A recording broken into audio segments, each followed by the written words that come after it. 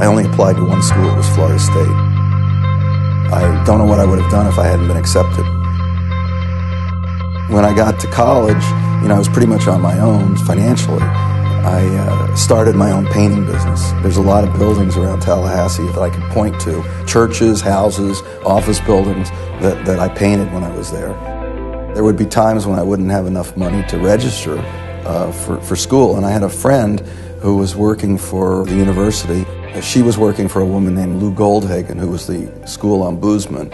And sometimes if I didn't have enough money to register, I would go see Lou, and she would give me a waiver until, I'd say, I need 2 weeks, I need 3 weeks, I'll have some money. I give her a lot of credit for helping get me through Florida State.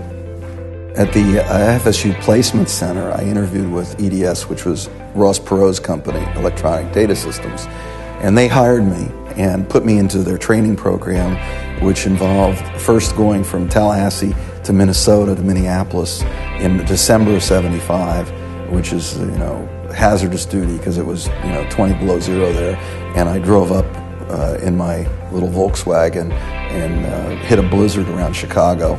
And so basically I sold all my stuff to get enough money, including my stereo and so on. The only thing I kept was my car. And I had one suit and one pair of lace shoes, so I had to wait till I got my first paycheck up there, and I went out and bought another suit and some shoes.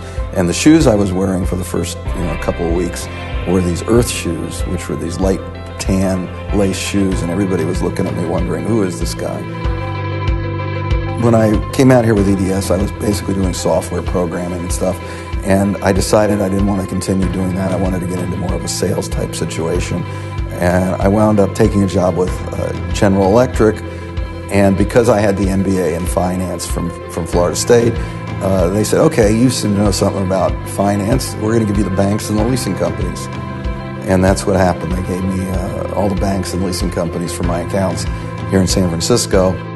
Part of the method of sales is, first of all, showing up, because a lot of sales guys don't really show up. Next is asking for the order, and you have to be willing to hear no if you ask for the order. And then it's making a lot of calls and person-to-person meetings. So when I first got into sales at GE, I actually became the #1 sales guy in the office. When I got into sales at ATEL, I had a rule for myself. I used to call it the 3+3 a day rule. I would continue to call until I found 3 new deals. Then I would also continue to work until I had 3 new proposals go out every day. And even though only a small percentage of the pipeline comes in, you find that you do a lot of business. Our customers are like Union Pacific, Walmart, General Electric. Those are the kind of customers we have. And we lease them low technology equipment. We have long-lived assets that hold their value. We make our money by renewing the asset and working the asset until the end of its useful life. My experience at Florida State, I'd say, prepared me very well for my future career. It prepared me for kind of life. I went from being pretty sheltered to feeling my way through the world.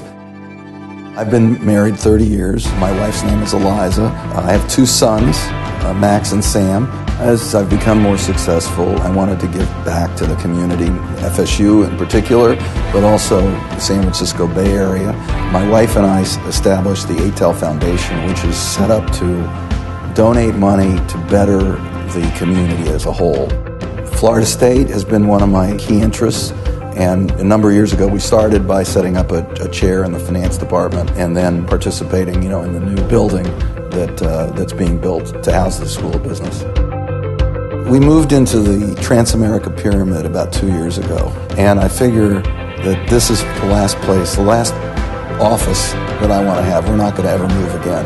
To kind of end it on top, which is what I think that moving into this building represented, because the company has come a long way since we started it in 1977, and now we're sort of sitting in the premier building in San Francisco and have a 35-year successful track record.